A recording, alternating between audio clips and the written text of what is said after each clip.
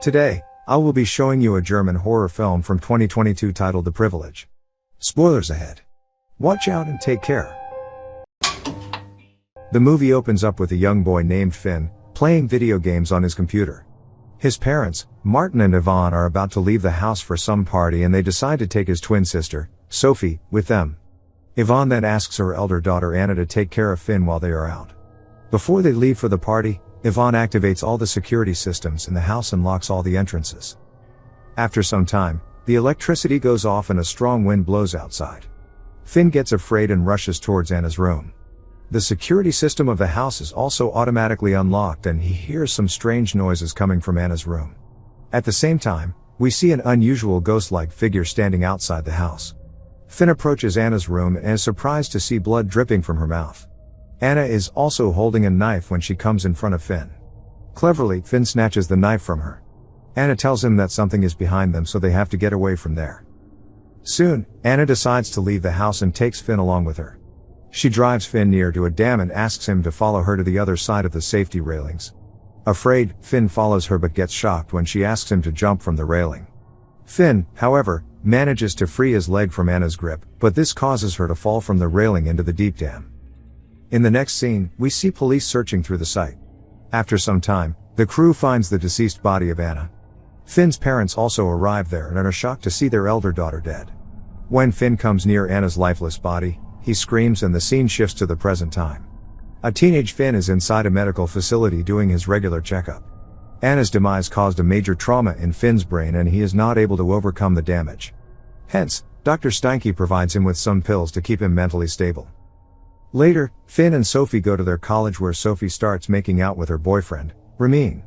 Finn also has a crush on his classmate Samira but is afraid to confess his feelings for her.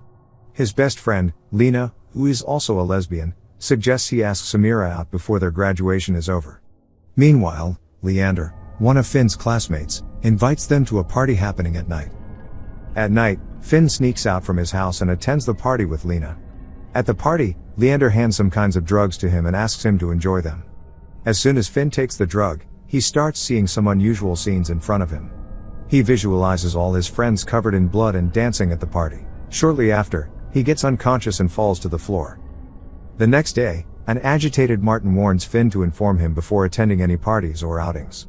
He then reminds him to go and meet his grandfather, who is in the hospital, ready to undergo some operation. Finn seems to be really attached to his grandfather and assures him that he will pray for his better health. One night, while Finn is sleeping, he hears some strange sounds coming from downstairs. He follows the sound to find an unusual meeting between Martin, Yvonne, Dr. Steinke, Sophie and an old lady. Soon, the old lady removes her clothes and starts touching Sophie's body as if it belongs to her. Finn is disturbed to witness all this, so he grabs an axe and attempts to crash the meeting. But before he can do so, an evil spirit attacks and knocks him out. Sometime later, when Finn gains consciousness, his parents tell him that he was found on the terrace, unconscious. Finn inquires with them that he saw some unknown guests in the house, but both Martin and Yvonne refuse it. In the following scene, we see Finn in the school talking with his best friend, Lena. Suddenly, Sophie appears in front of them, fighting with Ramin and breaking up with him. Later, at the PT class, Sophie bleeds from her nose and collapses on the floor. She is then taken to her home where she is cared for by her mother. Finn now seems to be overprotective to Sophie because he does not want to lose her as he did with Anna. Ramin, on the other hand, comes to Finn's house to visit Sophie, but she refuses to talk with him. Meanwhile, Finn also notices Sophie pulling a cup with her supernatural power. At night, Ramin messages Finn asking to meet at the nearby diner stating that it is urgent. Ramin reaches the diner on time and Finn also leaves his house. At the diner, Ramin meets with an elderly lady who winks at him. As soon as the lady exits the diner, he hears Sophie's voice calling out his name. Ramin follows the voice to find the same old lady lying unconscious on the floor. He approaches her to check if she is okay, but suddenly, the old lady's eyes turn white and she attacks him in a supernatural way. Poor Ramin is then eliminated by the weird woman. When Finn arrives at the diner, he searches for Ramin and tries to contact him but to no avail. After that, he follows some blood stains and discovers a lifeless Ramin on top of a car. He also notices the same evil figure which was shown at the beginning of the movie.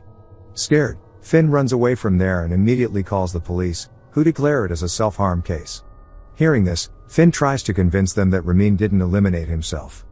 As proof, he attempts to show his text conversation with Ramin, but mysteriously, all of them have been deleted. At home, a frustrated Finn tries to take one of the pills prescribed by his doctor, but stops after noticing something strange inside it.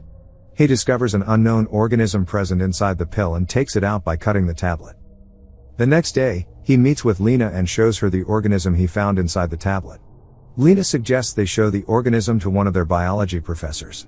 After having a look at the organism, the bio professor answers them that it is a kind of fungus found inside dead bodies. She then reveals that the fungus is in fact used to call demonic souls and to make contact with them. However, the fungus was used in the Middle Ages and has been extinct ever since. After this revelation, the professor suggests the duo to contact a lady named Ariska Novak, so they can get more information about the fungus. Later, Finn meets up with Ariska, who is surprised to see the organism inside the jar. She immediately asks him about where he found it and are there others who have consumed it. Finn replies that he along with his sister, Sophie, are the ones who have consumed the fungus. Ariska then inquires Finn if the fungus has caused any harm to them, showing him the scars on her hands. She also chants some prayers and makes Finn cough some strange material. After that, she implies that they should perform an exorcism on Sophie as soon as possible to take out the demonic spirit present in her. However, Finn finds her words to be baseless, so he decides to leave the place with Lena. In the next scene, Finn pays a visit to his grandfather, Bergman, who is about to be operated on. Here, Bergman reveals that when he was young, he used to be a priest. One day, while performing an exorcism on a young boy, he was directly contacted by an evil spirit which changed everything. Before he can finish his words, Bergman is taken to the operation theater. While waiting for his grandfather outside, Finn again has some visions of the evil spirit coming out from his grandfather's unconscious body. He tries to notify the doctors about it, but it all appears to be his vision. Later, the doctor informs him that the surgery was a success. Afterwards, Finn reaches out to Ariska and returns to his home. When he enters inside, he is surprised to see Samara there. Finn's parents leave the house to provide some privacy to him and Samara, with an ill Sophie resting in her room. As soon as his parents leave, Finn calls Lena and Ariska along with her son Yuri to perform an exorcism on Sophie. Samara is unknown about all this, but Finn reassures her that everything is fine and asks her to simply cooperate.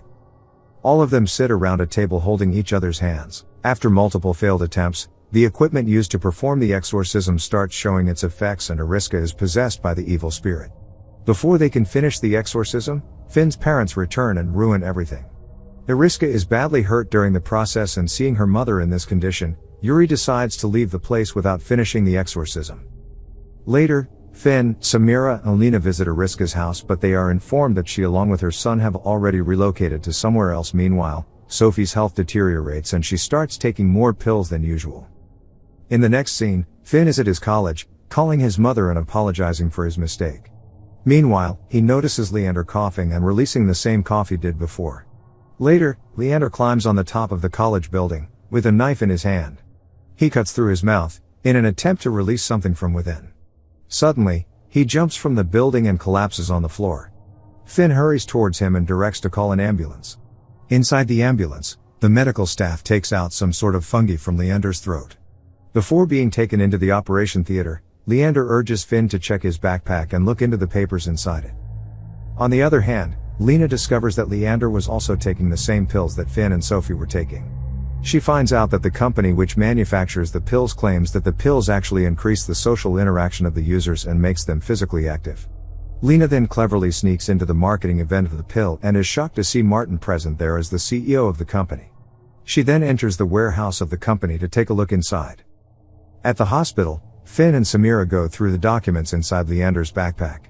The documents are actually adoption papers, and they soon discover that Leander is an adopted child.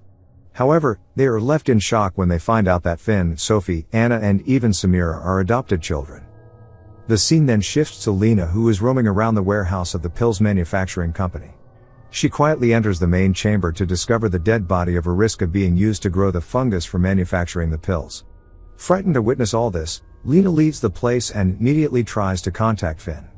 While in the warehouse, she also meets the same elderly lady, who eliminated Ramin. Back at the hospital, police officer Gerber rushes inside to take a look at his son, Leander. He returns to Finn and Samira and informs them that Leander is no more. Seeing the adoption agency files near him, Gerber tells Finn that Martin is also adopted by Bergman and that Bergman has a special connection with the Throndels because of which they established the Throndel group. He further states that they all should feel privileged that they are a part of the revolution that is about to happen in the world because of the pills. Fed up with the rubbish statements, Finn and Samira decide to leave the hospital. But before they can leave, Finn gets informed that his grandfather is no more. While he is looking at his grandfather, one of the doctors stabs Finn with a syringe and makes him unconscious. In the following scene, we see Finn and Samira both tied to a chair at Finn's house. Dr. Stanky opens a secret compartment in his house and takes him inside. There, Martin, Sophie, Yvonne, and Gerber are waiting for him, along with the dead body of Bergman. They all are wearing some kind of devil dress. They tell him that they are about to perform the ritual on him and insert a demonic spirit inside his body. Martin then reveals that the pills manufactured by his company make it easier to call the devil. Soon, they tie Finn to a bed and start the ritual. After this, they get seated and start meditating. Suddenly, their eyes turn white and they release a black demonic smoke from within. At this very moment, Bergman regains life, climbs on Finn and starts transferring the black demonic smoke from his mouth. Meanwhile, Lena arrives at Finn's house and unties Samira. She then rushes towards the secret chamber, wearing a mask and pours kerosene over everyone performing the ritual. Because of the intense meditation, none of the cult members notice her. Taking advantage of this, Lena frees Finn and knocks out Bergman. Before leaving, she sets the chamber on fire. Finn also manages to retrieve the fungi from his throat. Outside, Samira approaches them and asks them to get inside the car. At the same time, a burnt Sophie appears in front of them and asks Finn to save her. Despite her pleas, Finn urges Samira to drive over Sophie. After a bit of driving, the group is again attacked by the devil smoke present in the car. This causes the brakes to fail and the car strikes against the safety railing of the dam. It is the same dam shown at the beginning of the movie.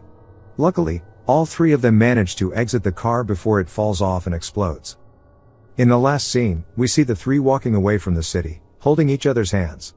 On their way, they see a large poster of the trichozepam pills which makes them think that now they can trust no one.